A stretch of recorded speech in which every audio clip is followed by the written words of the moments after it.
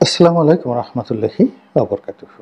সম্মানিত দর্শক, বাংলাদেশের যে সাম্প্রতিক রাজনীতির প্রেক্ষাপট, এই প্রেক্ষাপটে বাংলাদেশ জামায়াতে ইসলামী এটি ইতিহাসের সবচেয়ে একটি সেরা সময় পার করছে।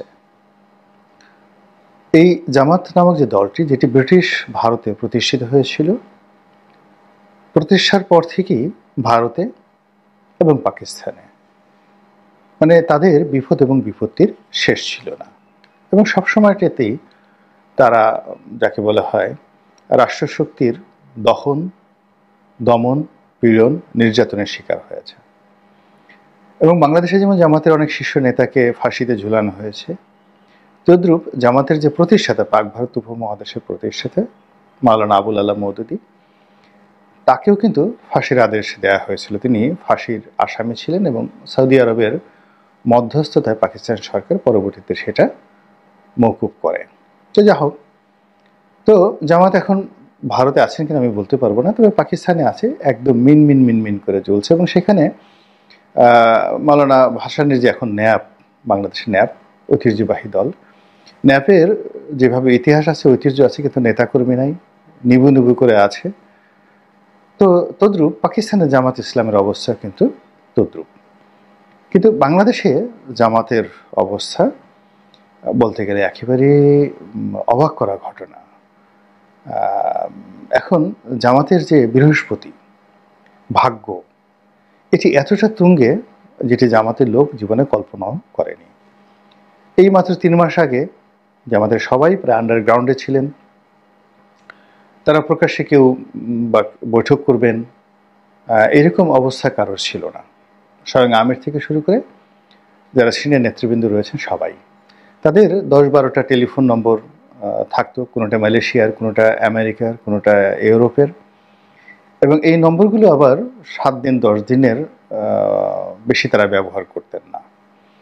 এবং ধরুন জামাতে কোনো শীর্ষ নেতার সঙ্গে যদি আপনার পরিচয় থাকতো, আপনি তাদেরকে পেতেন না, কিন্তু তারা বিভিন্ন জায়গা থেকে সময় সুযোগ মতো আপনাদেরকে টেলিফোন করতো বা টেলিফোন করে যোগাযোগ করতো, এবং বাকিটা সময় তারা পালিয়ে থাকতো। এবং সেই 2009 থেকে আওয়ামী লীগ সরকারের আমল থেকে এখন পর্যন্ত এই জামাত কেবলই মাত্র পালিয়ে থাকতে থাকতে, মানে পালানোটাকে তারা একটা রীতিমতো আর্টে পরিণত করেছে, একটা শিল্প, মানে শিল্পে তারা উন্নীত করেছে।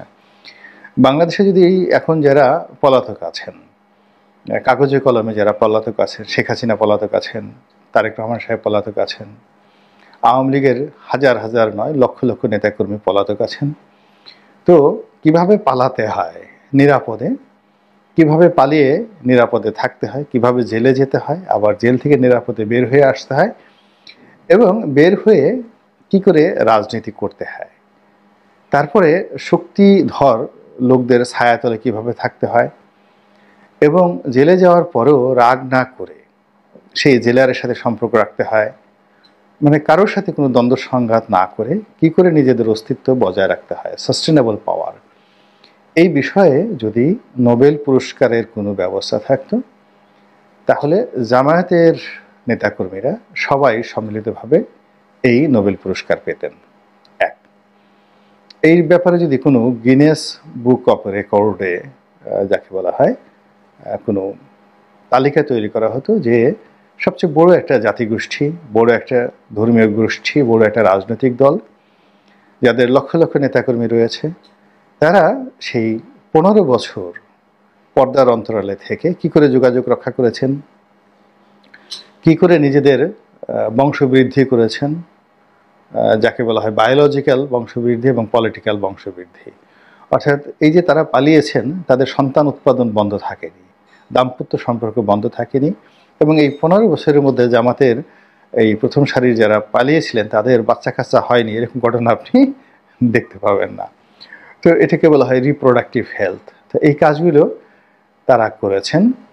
তারপরে তাদের যত প্রাইভেট কানেকশন রয়েছে, সেটা আওয়ামী লীগের লোকের সাথে হোক, বিএনপির সাথে হোক, সেনাবাহিনীর সঙ্গে হোক, তারপর পুলিশের সঙ্গে হোক, এই সব কানেকশন তারা এই পালিয়ে থেকে থেকে, জেলখানায় থেকে থেকে তারা রক্ষা করেছেন। এরপর তারা এই জেলের মধ্যে থেকেই নিজেদের যোগাযোগ করা, তারপরে যারা আহত নিহত যারা ক্ষতিগ্রস্ত তাদের পরিবারকে সহযোগিতা করে, এই পুরো জিনিসগুলোই তারা এতটা সায়েন্টিফিকভাবে করেছেন, যেটি গেরিলা যুদ্ধ বলেন, গোপন রাজনীতি বলেন, কিংবা আন্ডারগ্রাউন্ড পলিটিক্স বলেন, এই ইতিহাসে জামাতের নাম একটি সফল সংগঠন হিসেবে লিখতে হবে, চমৎকারভাবে লিখতে হবে।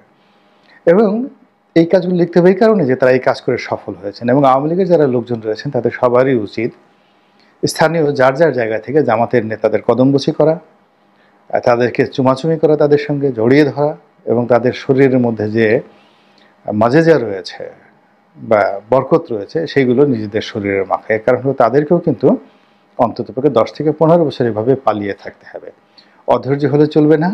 এবং এই জন্য তাদেরকে জামাতের মুরিদ হতে হবে। এখন সেই মুরিদ হতে গিয়ে আপনি জামাতে যোগদান করতে পারেন, অথবা জামাতের নেতাদেরকে আধ্যাত্মিক গুরু মেনে তাদের সাথে বুদ্ধি পরামর্শ করে দোয়া নিয়ে আপনি আপনার অস্তিত্ব বজায় রাখতে পারেন। তো সেই জামাত দেখুন পালিয়ে থেকে যে কাজগুলো করেছে, তাদের সাংবাদিকদের মধ্যে তাদের লোক ছিল, এবং বুদ্ধিজীবীদের মধ্যে তাদের লোক ছিল, শিক্ষকদের মধ্যে লোক ছিল, আমলাদের কামলাদের বিচারপতিদের সব জায়গাতে তাদের লোক ছিল। এবং দেখুন মাত্র 7-8 দিনের মধ্যে তারা তাদের পুরো যে সেট আপটা, সেটা শিক্ষা প্রতিষ্ঠান, ছাত্র এবং শিক্ষকদের মধ্যে, কর্মচারীদের মধ্যে তারা they have done very very successfully. সচিবালয় থেকে শুরু করে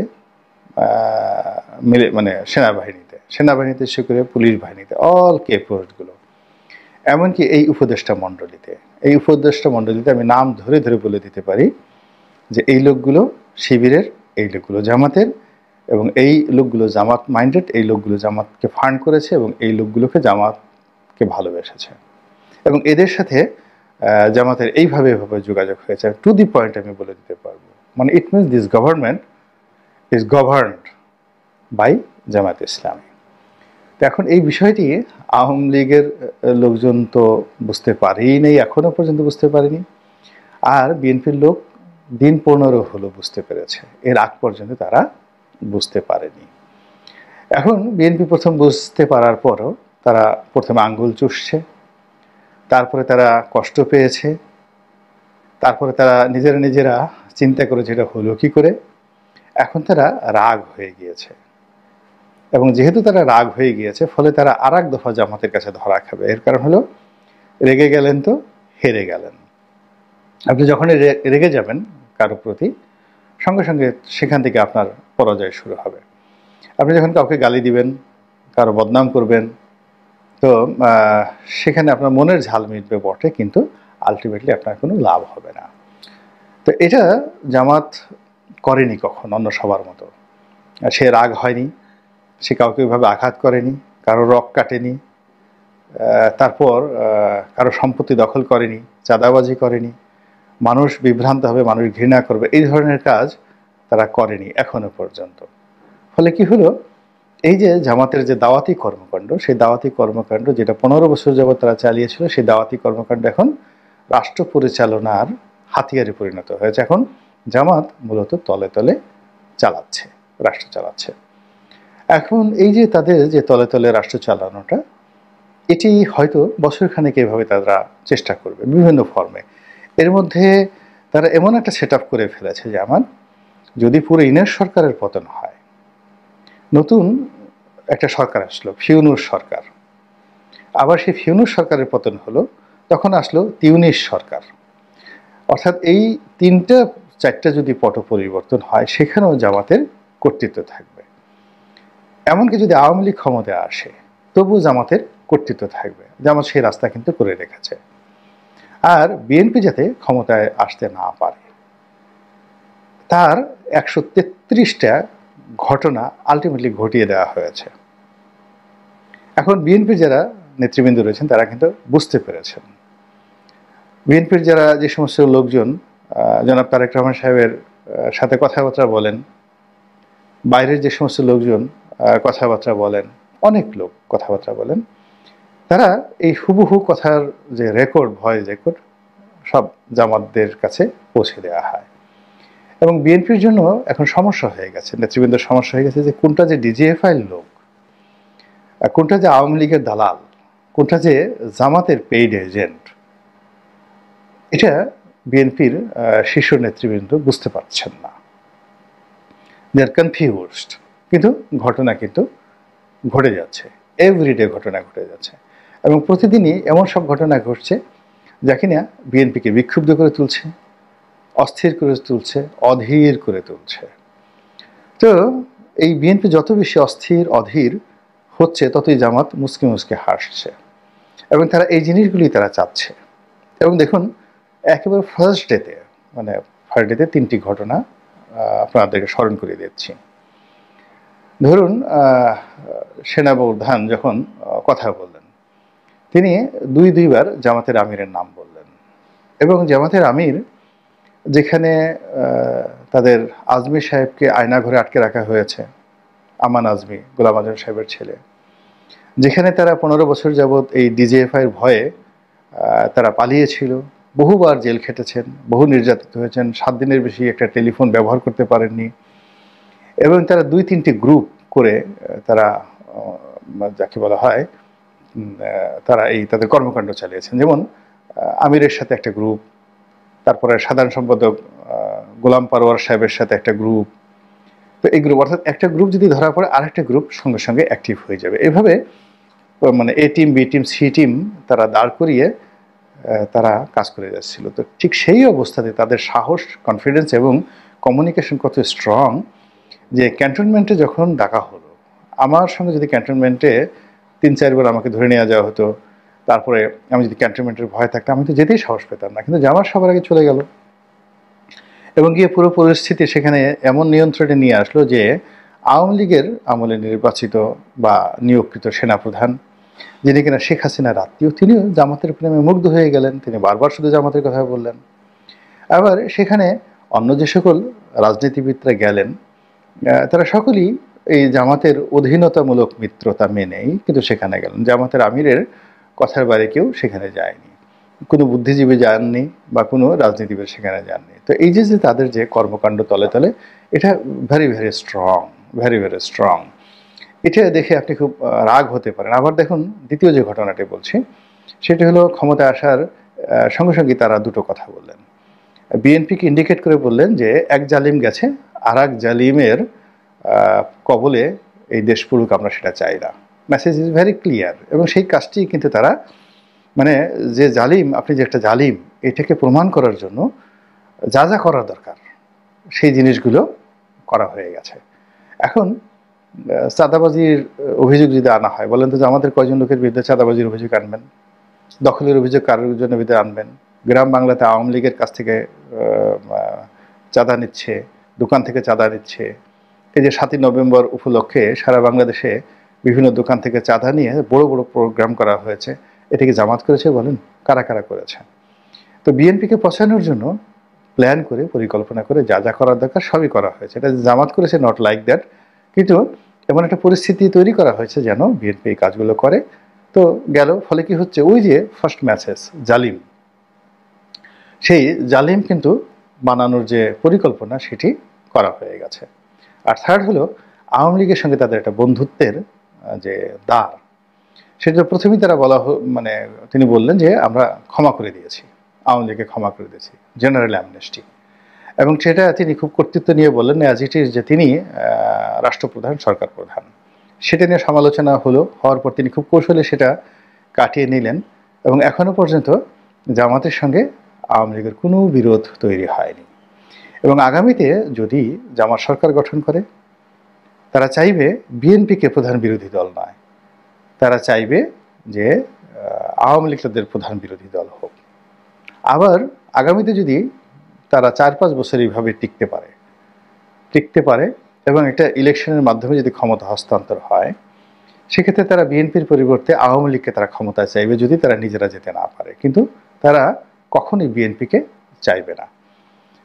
এই যে তাদের যে পরিকল্পনা, এই পরিকল্পনাটা বাস্তবায়ন করার জন্য তাদের প্রথম দরকার হলো এই ইউনূস সরকার দীর্ঘদিন ক্ষমতায় থাকুক। দ্বিতীয়ত, এখন যে সামাজিক অবস্থা, পারিপার্শ্বিক অবস্থা, তারপরে শেষে জুলুম, অত্যাচার, চাঁদাবাজি, বিশৃঙ্খলা, অর্থনৈতিক দুরবস্থা এগুলো চলতে থাকুক। এর কারণ হলো যখন এরকম সামাজিক বিশৃঙ্খলা তৈরি হয়, এমনকি সিভিল ওয়ার হয়, তখনও কিন্তু যারা ক্ষমতায় থাকে সরকারের ক্ষমতার পরিবর্তন হয় না, ক্ষমতার পরিবর্তন হয় শান্তির সময়। ক্ষমতার পরিবর্তন হয় যখন মানুষকে আপনি একটু বেশি দিক কিছু দিতে চাইবেন, মানুষের বেশি খুব উন্নয়ন করবেন। আর যখন মানুষ খুব বিপদ পড়ে তখন সে নিজেকে নিয়ে ব্যস্ত থাকে, নামাজ পড়ে, আল্লাহর কাছে কান্নাকাটি করে, দেশ রাষ্ট্র নিয়ে চিন্তা করার সময় থাকে না। এখন বাংলাদেশের অবস্থা কিন্তু ওইরকম হয়েছে। বেশিরভাগ মানুষ এখন ইয়ানফসি ইয়ানফসি করছে, এবং এই ইয়ানফসি ইয়ানফসির মধ্যে জামাত তাদের যে কর্মকাণ্ড, এটা খুব ম্যাটিকুলাসলি পরিকল্পিতভাবে তারা কিন্তু এগিয়ে নিচ্ছে। এবং এটা যদি দীর্ঘকাল চলতে থাকে, 2 বছর, 3 বছর, 4 বছর, 5 বছর, তখন এই বাংলাদেশের আকাশে আপনি এইরকম একটা রাজনৈতিক মেরুকরণ দেখবেন, যেটি আপনি এখন কল্পনাও করতে পারছেন। আর আমি যদি ন্যূনতম বলি, আমাকে বলবেন যে মিস্টার রনি, আপনি পাগল হয়ে গেছেন, তাড়াতাড়ি কোনো মানসিক ডাক্তারের কাছে যান এবং দেখান। আমার এই ভিডিওটা যদি আজ থেকে 5 বছর পরে আপনারা দেখেন, তখন আপনি এই যে আজকের যে বিশ্লেষণটা এবং আগামী দিনের রাজনীতির মেরুকরণটার সঙ্গে একটু মিলিয়ে নিন।